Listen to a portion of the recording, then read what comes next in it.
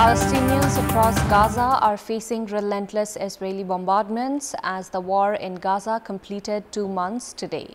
The humanitarian crisis in Gaza has turned catastrophic, to say the least, as United Nations Secretary General Antonio Guterres today invoked the seldom used Article 99 of the UN Charter to force the Security Council to address the war in Gaza.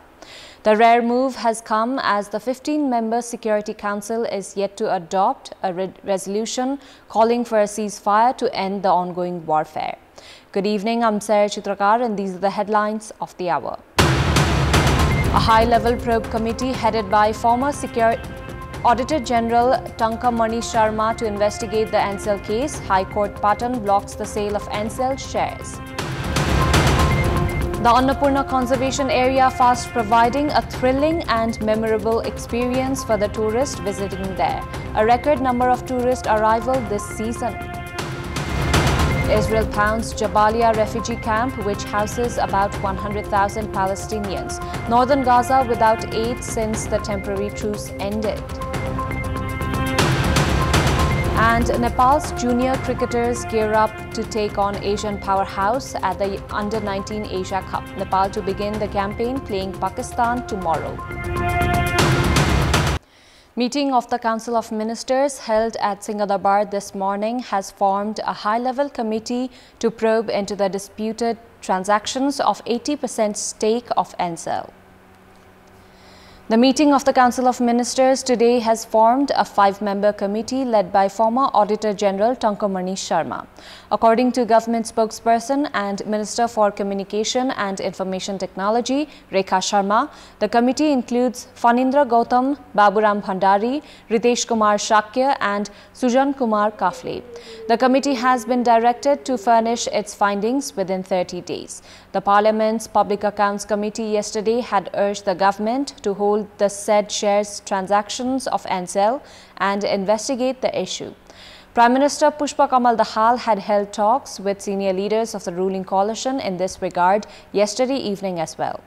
The Malaysian company telecom giant Axiata had purchased the 80% stake of Ncell from Norwegian company Telia Sonora in the year 2015 for $1.36 billion, which as per the existing foreign exchange rate stood at 143 billion rupees.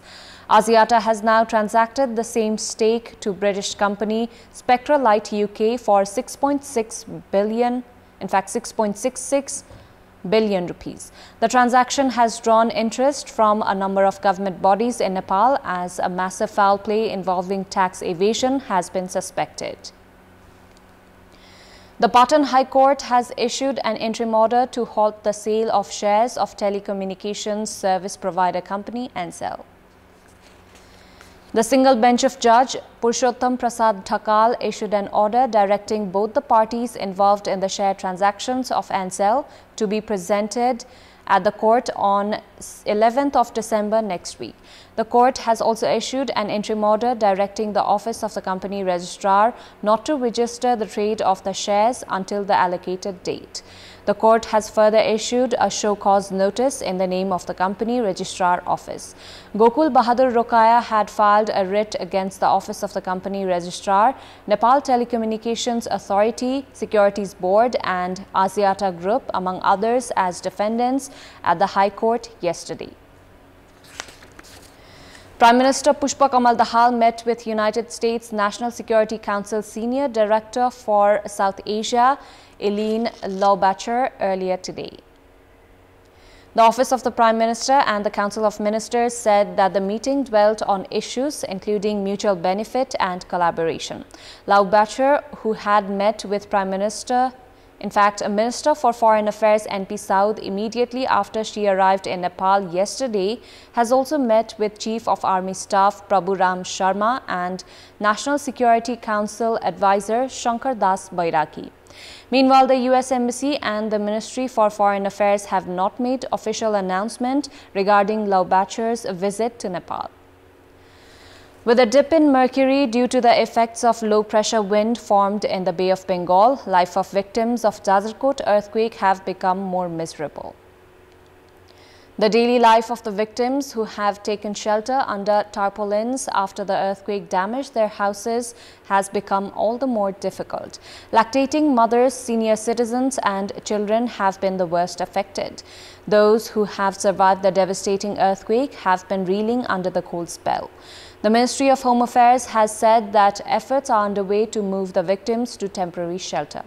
The government has claimed of making arrangement for safe settlement of the victims at the earliest. The victims who have been sheltering under tarpaulins have reported ailments such as diarrhea, fever and flu. Furthermore, the health condition of those with ailments related to heart, asthma, blood pressure and diabetes have further deteriorated. According to latest data, a total of 25 earthquake victims have died due to cold, with 20 deaths reported from Jajarkot and 5 from Rukum West.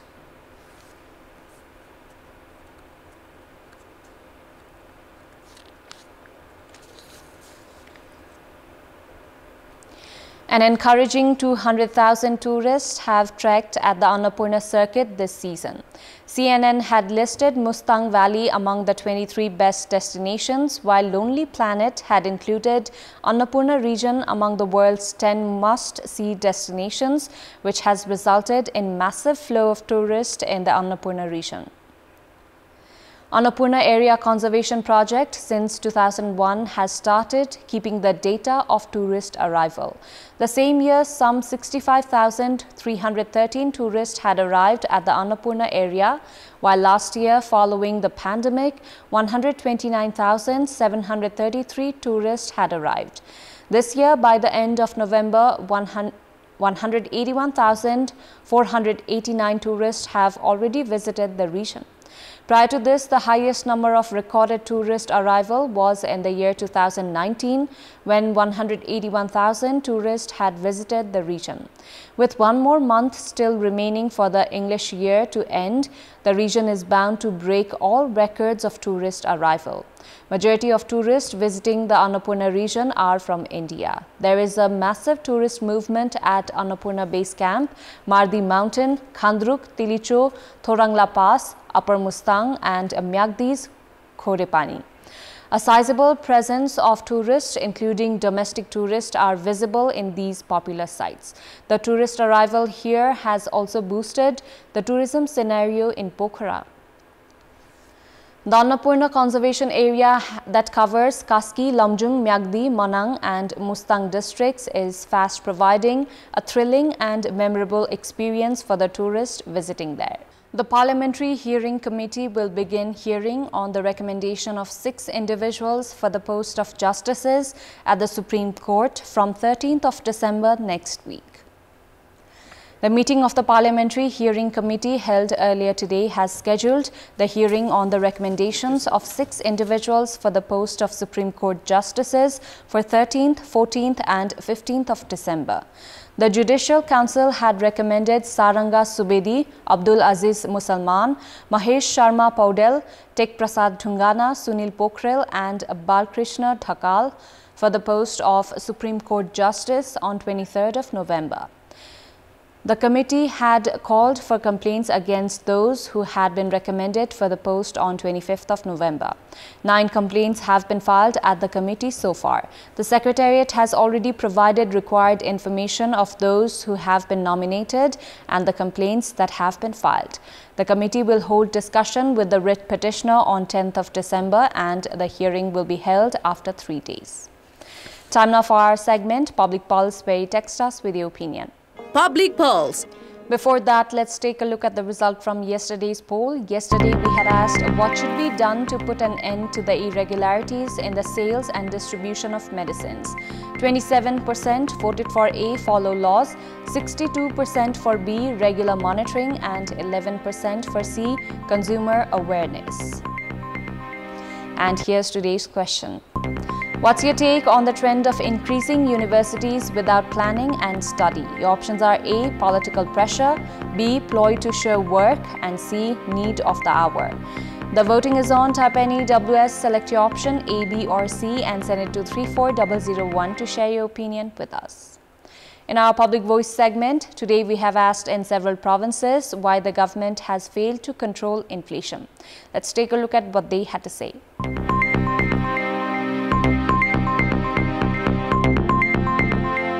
मुख्य यो जुन माथि हुनुहुन्छ उहाँहरूले नै चासो नदेखाएर हो जस्तो लाग्छ मलाई। बाहिरबाट आयात गरेर सामग्रीहरू ल्याउने गर्दा यो महँगी नियन्त्रण हुन नसकेको। महँगीलाई कन्ट्रोल गर्न हामीले के त कुनै रणनीति बुनेको चाहिँ पाइदैन जस्तो लाग्छ। आर्थिक मन्दी लागेको हुनाले चाहिँ महँगी नियन्त्रण नभएको हुन सक्छ। कृत्रिम अभाव सिर्जना गर्ने कालो बजारी चाहिँ प्रमोट गर्ने निकायहरूलाई राम्रोसँग नियन्त्रण गर्न नसकेकोले गर्दा कहाँबाट कसले नियन्त्रण गर्ने हो? हरेक मान्छे भ्रष्टाचारी भएपछि राजनीतिक दलहरूको खिचातानी मुख्य कारण। जोले त्यो महँगी गरिरहेका छन् उनीहरूलाई कारबाही गर्न नसक्नु नै यसको प्रमुख कारण हो। उत्पादन पनि कमी भएपछि अब महँगी नियन्त्रण गर्नलाई पनि गाह्रो छ। निर्यात कम र आयात बढी हुनु नै यसको प्रमुख कारण जस्तो लाग्छ। जनताप्रति सरकारले चासो पनि नगरेको हुन सक्छ। सरकार नै व्यापारीको कब्जामा छ र व्यापारी कब्जामा छ व्यापारीले जस्तो निर्णय गरायो त्यस्तै गरिदिन्छ सरकारमा बस्ने मान्छे। अहिले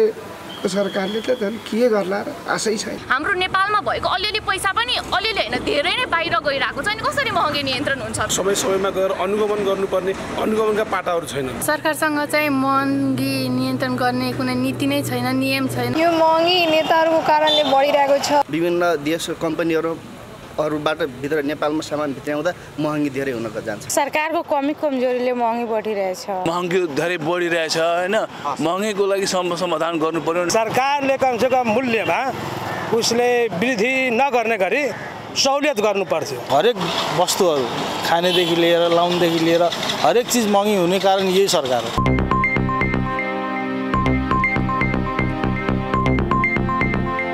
Time now for international update.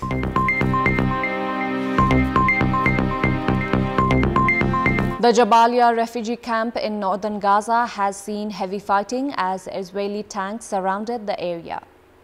The Hamas-run local authority has said about 100,000 people are still in the camp without a functioning hospital and at risk of starvation.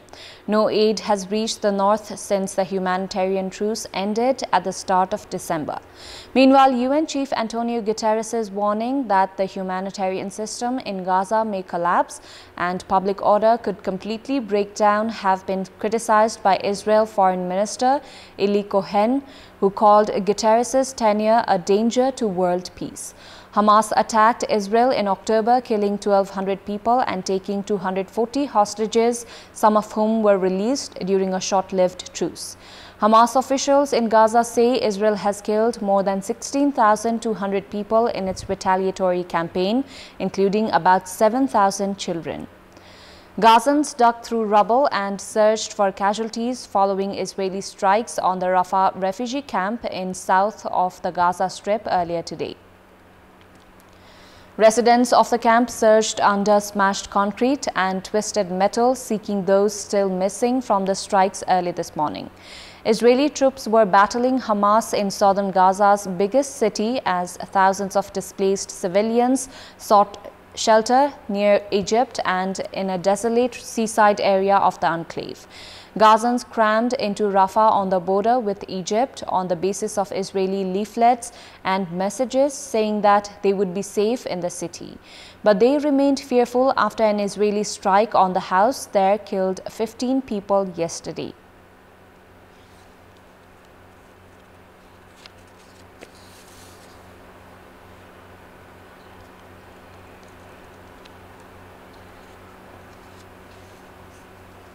Time now for sports update. Sports news.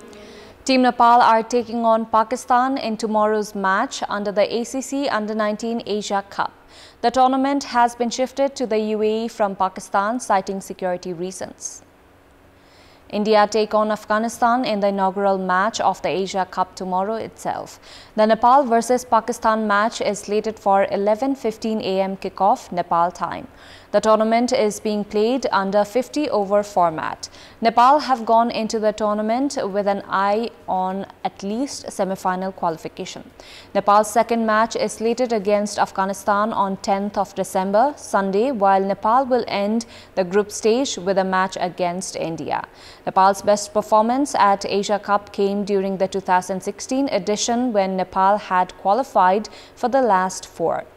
Team Nepal are coached by Jagat Tamata, while the team will bank on the performance of star players Gulshan Jha, skipper Dev Khanal, Arjun Kumal and Dipesh Kandel among others. With 4 teams in each group, the top 2 teams will qualify for the semi-finals. The final of the tournament is slated for 17th of December.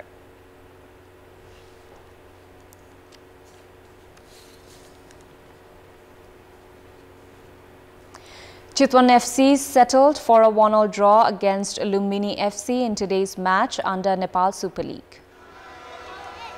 In a tightly contested match, there were plenty of goal-scoring actions. However, the match remained goalless until the end of the first half.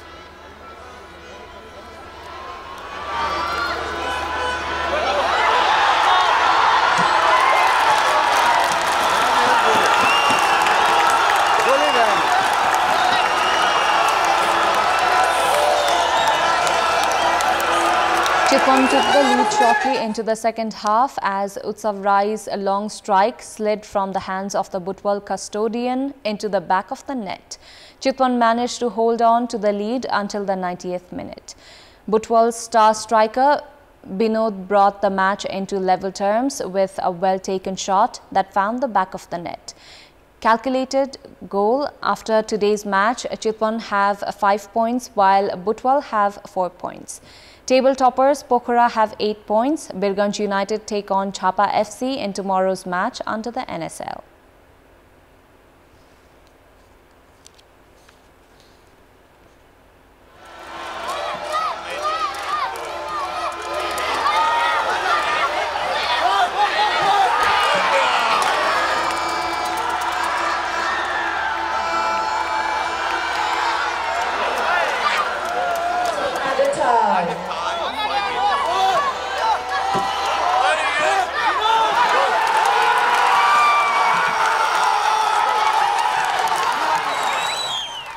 Kantipur Television HD is going to bring live coverage of the second edition of Pro Club Championship, which is going to be played in Birganj.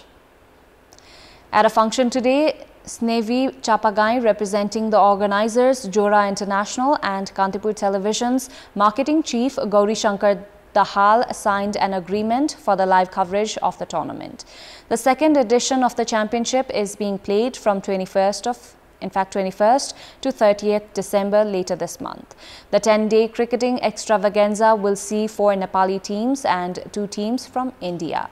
There are altogether 19 matches slated in the tournament. The organizers believe that the tournament can play a pivotal role in popularizing cricket in the region. That's all for the moment. Thank you for watching. Good night.